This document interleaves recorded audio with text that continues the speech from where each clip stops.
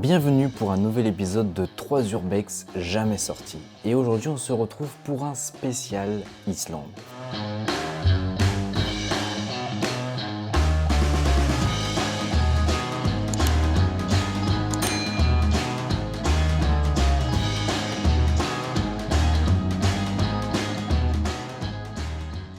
Au programme d'aujourd'hui, je vais vous présenter un bateau, un avion et des véhicules. Je vous propose de ne pas perdre plus de temps et on va commencer par le Gardar BA64.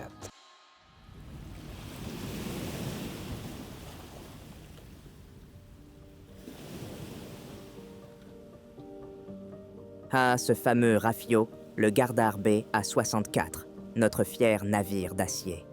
On en avait traversé des tempêtes, affronté des vagues aussi hautes que des montagnes. Ce bateau, c'était bien plus qu'une simple coque en acier. C'était un compagnon, un abri dans les eaux glacées. Un symbole de notre vie de marin.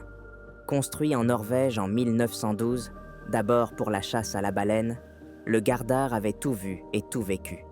Ses flancs portaient les marques de la mer, et sa proue fendait les eaux froides avec force et détermination. À bord, chaque mission était une aventure, des jours passés à traquer le hareng, des semaines dans les eaux arctiques où la mer vous glace jusqu'aux os. On vivait entre deux mondes, entre l'attente et l'effort, toujours avec l'ombre des tempêtes à l'horizon. Mais les années ont passé. Un jour, on nous a dit que le Gardar était trop vieux, plus assez rapide. Alors, ils l'ont emmené dans le fjord de Skapadalur, tout près de Patreksfjörður. Ils l'ont laissé là, échoué comme un vieux lion fatigué. Aujourd'hui, son épave est encore là, rouillée mais solide, témoin silencieux d'un autre temps. C'est étrange de penser qu'il attire les regards des visiteurs, des gens qui viennent voir de leurs yeux cet ancien guerrier de la mer. Le Gardar BA64 est un morceau de notre histoire, un souvenir de tout ce que nous avons partagé avec l'océan. Alors, si vous passez devant lui, rappelez-vous, ce n'est pas juste un bateau abandonné, c'est un survivant, un gardien des souvenirs des hommes de mer, comme moi.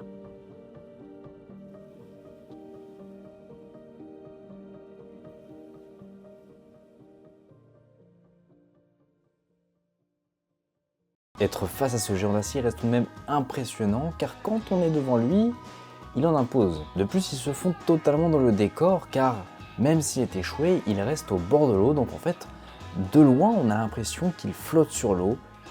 Il est totalement dans son élément. Et qui plus est, au milieu de nulle part. Une fois à bord, si on peut dire à bord, vu qu'il ne flotte plus, on peut s'imaginer la logistique et l'organisation qu'il devait y avoir à l'époque. Car, mine de rien, malgré sa grandeur, les espaces sont quand même restreints. Mais on voit qu'ils sont optimisés. On peut donc imaginer que l'équipage qui était à son bord devait être chevronné, car travailler avec de nombreuses personnes dans des espaces si petits, ça demande une très bonne coordination. Bon, petite information finale, normalement il est interdit de monter à bord. Bon, bien évidemment, vous avez vu que je l'ai fait.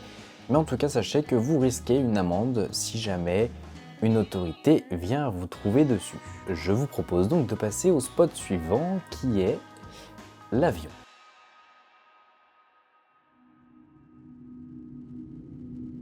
Je m'en souviens comme si c'était hier. C'était en novembre 1973, au-dessus des terres glacées et isolées de l'Islande. Nous étions à bord d'un Douglas Air 4D8, un appareil solide, habitué aux missions rudes et aux terrains les plus imprévisibles. Nous volions en routine, rien d'inhabituel, jusqu'à ce qu'un des moteurs cesse soudainement de tourner. Un silence étrange s'installa dans la cabine. Notre pilote, un homme expérimenté, prit rapidement les commandes de la situation. Il n'y avait pas de panique, juste cette concentration intense. Le sol islandais se rapprochait vite sous nous. Trouver un endroit pour poser l'appareil était notre seule chance. Et là, en contrebas, une étendue de sable noir se déployait, comme un chemin tracé par la nature elle-même. L'atterrissage fut sec, brutal, mais nous étions sains et saufs. Aucun de nous n'a été blessé. Une fois dehors, le vent et le froid nous frappèrent de plein fouet. Ce désert noir, cette solitude, c'était comme si nous étions les seuls humains sur Terre. Nous avons attendu des heures dans cette immensité glaciale jusqu'à ce que les secours arrivent pour nous récupérer. L'avion, lui, fut laissé là, abandonné à son sort sur cette plage isolée de Sólheimasandur.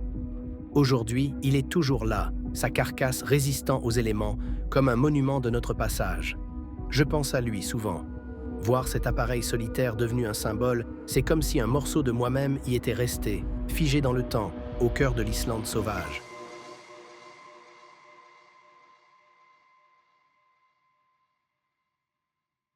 Je ne pouvais pas ne pas passer par ce spot iconique de l'Urbex en Islande. Je pense que tout le monde a déjà au moins vu une photo de cet avion si on s'intéresse au monde abandonné. Alors effectivement, l'avion est très abîmé, mais encore une fois, il s'intègre vraiment dans le décor car on est sur une plage au milieu de nulle part avec des montagnes en fond. On a un peu l'impression d'être dans un endroit post-apocalyptique. En fait, il n'y a rien autour de nous, c'est vraiment désert, comme si l'endroit avait vraiment été oublié, abandonné, et en fait il reste vraiment que cette carcasse qui subsiste.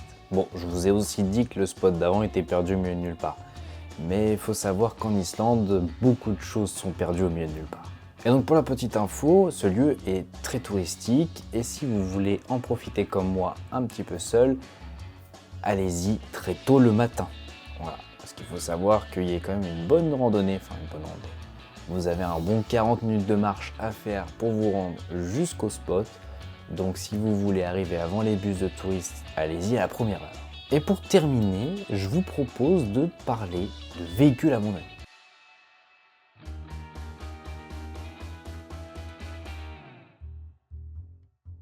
Ces vieilles routes islandaises, c'était notre terrain de jeu.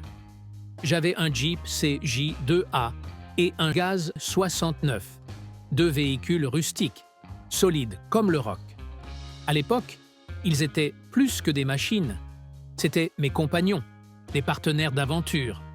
Le Jeep, ce petit bolide américain, pouvait grimper n'importe quelle colline, traverser les rivières glacées et s'en sortir avec seulement quelques griffures. C'était un véhicule courageux, fait pour les terrains les plus imprévisibles.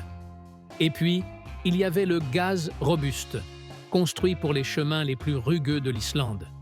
Soviétique de conception, il ne reculait devant rien, que ce soit les rochers, le sable ou même les tempêtes de neige. On partait souvent ensemble, ces deux-là et moi, pour des missions de reconnaissance, de l'exploration, des journées entières à traverser les plaines volcaniques et les fjords gelés. Les années ont passé, et un jour, il a fallu s'en séparer. Trop coûteux à réparer, trop vieux pour suivre les nouveaux chemins. Alors, je les ai laissés ici, sur cette terre aride, comme des gardiens silencieux de nos aventures. Ils sont toujours là, ces vieux compagnons, rouillés mais debout, regardant l'horizon comme si d'autres chemins les attendaient encore. Si vous les voyez un jour, rappelez-vous qu'ils ne sont pas juste abandonnés. Ils portent l'âme de l'Islande, de ceux qui, comme moi, ont exploré chaque recoin de cette île sauvage.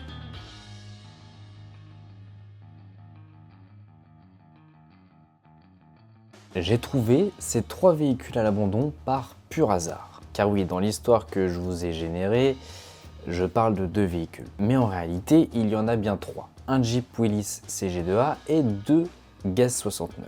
Et du coup, pour l'anecdote, donc comme je vous l'ai dit, je suis tombé par pur hasard, car en fait, j'allais à une guest house pour dormir un soir. Je suis donc arrivé de nuit, donc je n'ai pas vraiment vu ce qu'il y avait dans les alentours.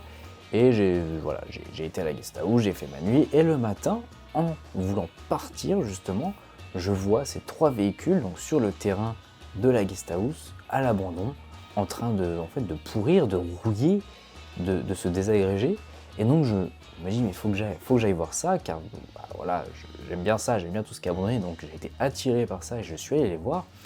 Et j'ai décidé de vous faire quelques petites vidéos. C'est pour ça que je le glisse dans cette vidéo, parce que j'avais pas de quoi vous faire une vidéo entière. C'était des véhicules très courants en Islande durant les années 60, date d'ailleurs de ces véhicules, car en fait ils passaient partout, ils étaient robustes, solides, et c'était des très bons 4x4 fiables.